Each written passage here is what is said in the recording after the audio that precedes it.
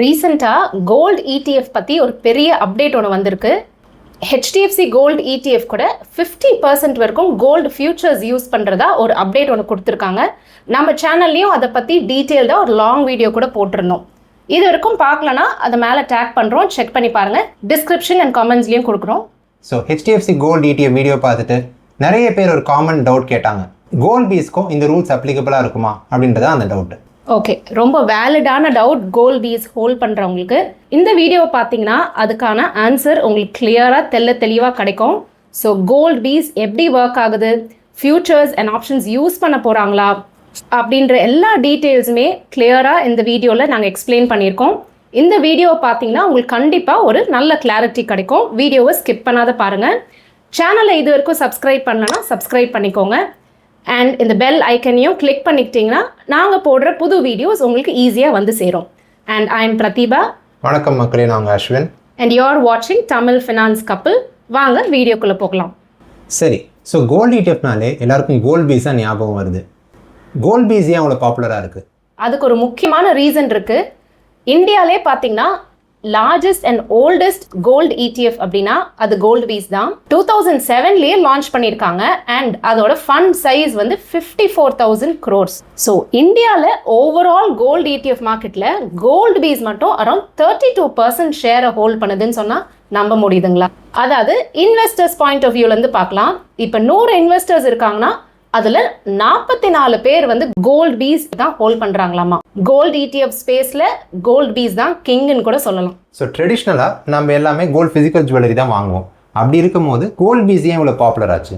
நீங்கள் ஃபிசிக்கல் ஜுவல்லரியாக வாங்கினீங்கன்னா, for example நீங்கள் 12 கிராம்ஸ்க்கு ஒரு கோல்டு செயின் வாங்குறீங்கன்னு அசியூம் பண்ணிக்கலாம். அதுக்கு நீங்கள் 15% மேக்கிங் சார்ஜஸ் பே பண்ணுறீங்க, 3% GST பே பண்ணுறீங்க. ஸோ ஓவரால் நீங்கள் ஒரு 18% எக்ஸ்ட்ரா பே பண்ணுறீங்க. இதே ஒரு 1 கிராம் கோல்ட் காயின்க்கு எடுத்துக்கிட்டிங்கன்னா 6% making charges and 3% GST which comes to 9% extra charges. So plus இதெல்லாம் வாங்கிட்டு நம்ம சேஃபாக வேற வச்சுக்கணும். அதுக்கு நம்ம லாக்கர் சார்ஜஸும் பே பண்ணுற மாதிரி இருக்கும்.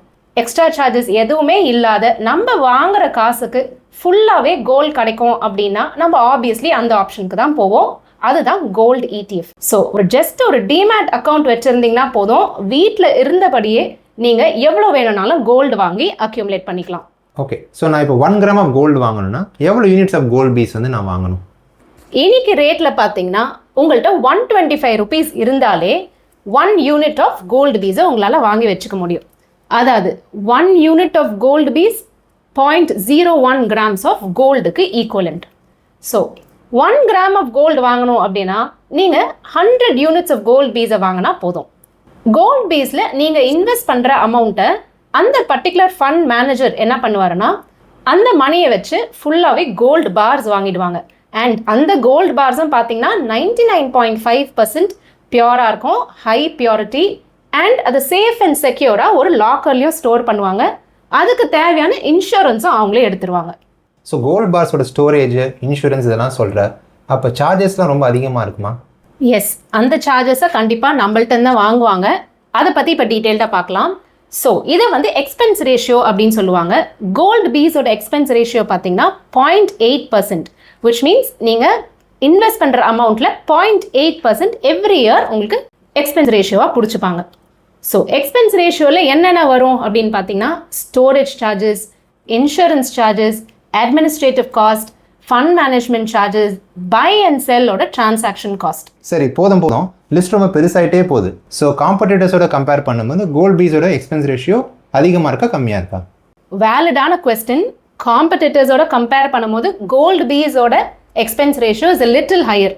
காம்படிட்டர்ஸ் 0.5%னா கோல்டு பீஸ் நம்ம பார்த்த மாதிரி 0.8%.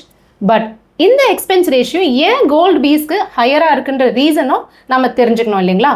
ரீசன் பார்த்தீங்கன்னா gold BeES has one of the highest volume, which means நீங்கள் ரொம்ப ஈஸியாக பை அண்ட் செல் பண்ண முடியும்.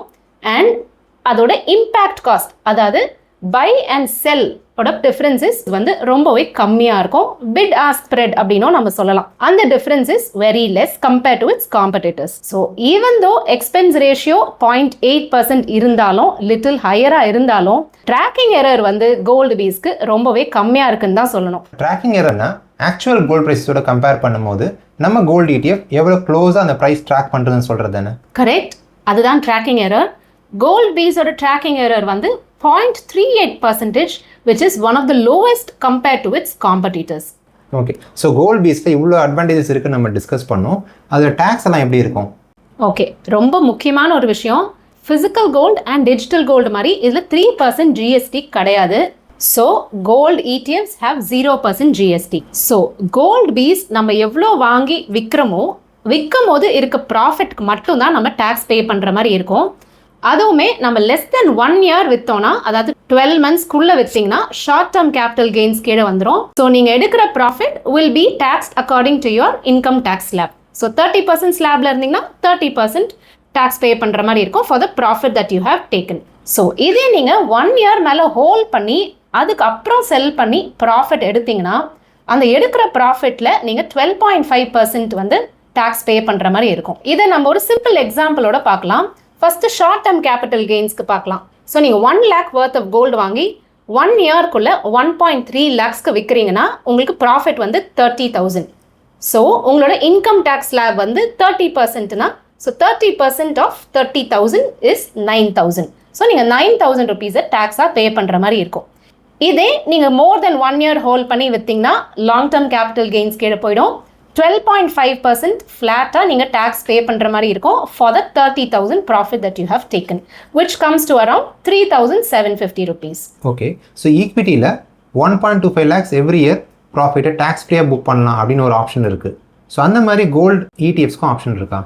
எஸ், அதை பற்றி நம்ம ஒரு வீடியோ கூட டீட்டெயில்டாக போட்டிருக்கோம். பார்க்காதவங்க அதை கூட பாருங்கள். அதில் ஒரு இம்பார்ட்டன்ட் டிப் கூட சொல்லியிருக்கோம், to save tax as a family.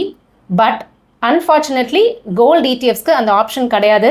நீங்கள் என்ன ப்ராஃபிட் எடுக்கிறீங்களோ உங்களோட கேபிட்டல் கெயின்ஸ் டேக்ஸ் நீங்கள் பே பண்ணி தான் ஆகணும்.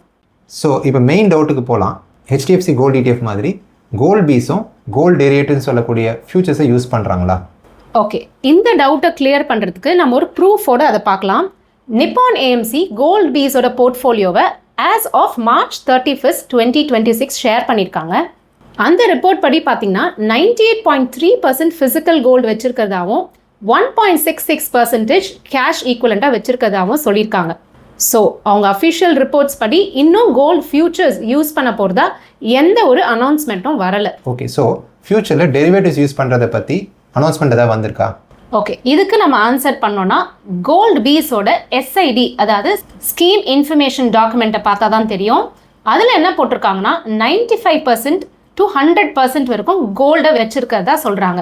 ஓகே, கோல்டு அப்படிங்கிறது என்னன்னு பார்த்தீங்கன்னா physical gold and gold related instrument ரெண்டும் சேர்த்து தான் சொல்கிறாங்க. இந்த கோல்டு ரிலேட்டட் இன்ஸ்ட்ருமெண்ட்ஸ் செபி என்ன அலோவ் பண்ணதோ அதை அவங்க டைம் டு டைம் யூஸ் பண்ணிப்பாங்க. ஸோ இது வரைக்கும் ஃபேக்ட் ஷீட்டில் பார்த்தீங்கன்னா கோல்டு பீஸ் வந்து கோல்டு ஃபியூச்சர்ஸ் யூஸ் பண்ணலை. இதுக்கப்புறம் யூஸ் பண்ணுவாங்களான்னு பார்த்தீங்கன்னா மேபி யூஸ் பண்ணலாம். ஸோ கோல்டு பீஸ்லேயும் இந்த மாதிரி கோல்டு டெரிவேட்டிவ்ஸ் யூஸ் பண்ணுவாங்கன்னு இன்வெஸ்டர்ஸ்க்கு எப்படி இன்ஃபர்மேஷன் தெரியும்? ஸோ HDFC AMC அவங்க 50% கோல்டு டெரிவேட்டிவ்ஸ் யூஸ் பண்ணுறதை எப்படி இன்வெஸ்டர்ஸ்க்கு அனௌன்ஸ் பண்ணாங்கன்னா அடெண்டம் அப்படின்னு ஒரு டாக்குமெண்ட்டை ரிலீஸ் பண்ணாங்க. ஸோ ஏதாவது மேஜர் சேஞ்சஸ் இருந்ததுன்னா ஃபண்டமெண்டல் அட்ரிபியூட் சேஞ்சஸ் அப்படின்னு சொல்லுவாங்க. அதை அவங்க இன்வெஸ்டர்ஸ்க்கு இன்ஃபார்ம் பண்ணதுக்கப்புறம் 1 month டைம் கொடுப்பாங்க. ஸோ 1 monthக்கு அப்புறம் நம்ம கண்டினியூ பண்ணுறதுனா கண்டினியூ பண்ணிக்கலாம், இல்லாட்டி எக்ஸிட் லோடே இல்லாத எக்ஸிட் பண்ணுறதுனாலும் பண்ணிக்கலாம். ஸோ HDFC அவங்க லாஸ்ட் டேட்டுன்னு கொடுத்தது April 21st. நிப்பான் AMCயும் இதே மாதிரி டெரிவேட்டிவ்ஸ் யூஸ் பண்ணுற மாதிரி ஏதாவது ஒரு மேஜர் அப்டேட் இருந்ததுன்னா கண்டிப்பாக அவங்களும் HDFC மாதிரி அடெண்டமை ரிலீஸ் பண்ணுவாங்க. ஸோ கோல்ட் பீஸ் இன்வெஸ்டர்ஸ் அவங்களுக்கு அடெண்டம் ரிலீஸ் ஆகி 1 month டைம் இருக்கும், எக்ஸிட் லோடே இல்லாத எக்ஸிட் பண்ணிக்கலாம். ஸோ அது வரைக்கும் gold BeES investors you have nothing to worry, please stay invested. And gold BeES பற்றி இந்த மாதிரி மேஜர் அப்டேட் வந்தால் நம்மளோட சேனல்லையும் அன்றைக்கே அந்த இன்ஃபர்மேஷனை போஸ்ட் பண்ணுவோம். ஏன்னா நாங்களுமே கோல்டு பீஸை ஹோல்ட் பண்ணிகிட்ருக்கோம். ஸோ சேனலில் இது வரைக்கும் சப்ஸ்கிரைப் பண்ணாதவங்க சப்ஸ்கிரைப் பண்ணிக்கோங்க. So gold BeES futures use பண்ணுவாங்களா இல்லையா அப்படின்ற கன்ஃபியூஷன் இப்போ உங்களுக்கு கண்டிப்பாக போயிருக்கோம் அப்படின்னு நம்புகிறோம்.